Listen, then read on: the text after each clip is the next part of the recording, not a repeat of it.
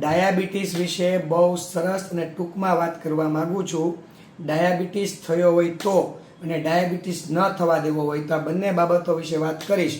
એક તો જે લોકોને ડાયાબિટીસની શરૂઆત છે અથવા તો ડાયાબિટીસ ઓલરેડી ઘણા વર્ષોથી છે એવા લોકો સૌ પ્રથમ કડવા અને તુરા દ્રવ્યો લેવાનું પણ થોડુંક રાખે. ષડરસો એટલે 6 પ્રકારના રસો છે એ પૈકીના કડવા અને તુરા રસ છે તે રક્ત શર્કરાનું પાચન કરે છે અને રક્ત શર્કરાનું પાચન થઈ જાય એટલે ડાયાબિટીસમાં તમને ધીરે ધીરે નોંધપાત્ર સુધારો જોવા મળે અને એને કારણે જે ડાયાબિટીસને લગતી સાઈડ ઇફેક્ટો શરીર બતાવતું હોય એમાં ધીરે ધીરે તમને સુધારો જોવા મળશે. બીજું કે તમે નિત્ય ચાલવાનો ક્રમ રાખો, કેમ કે ચાલવાથી પણ ડાયાબિટીસમાં ઘટાડો જોવા મળે છે, ડાયાબિટીસ કંટ્રોલમાં રહે છે અને રક્ત શર્કરાનું પણ પાચન થઈ જાય છે.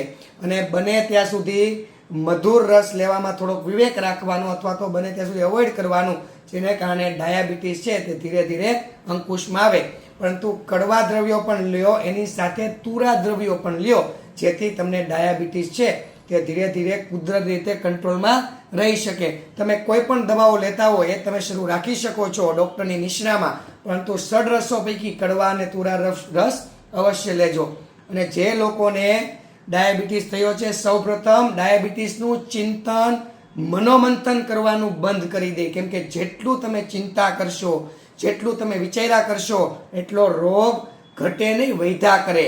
અને શરીરજન્ય જે ડાયાબિટીસ છે ને મનના વિકારોથી જે ડાયાબિટીસ છે, તો મનના વિકારોથી ડાયાબિટીસ ન વધવા દેવો હોય તો તમે એનું ચિંતન અને મનોમંથન છે તે ધીરે ધીરે ધીરે ઓછું કરો અથવા તો ન કરો.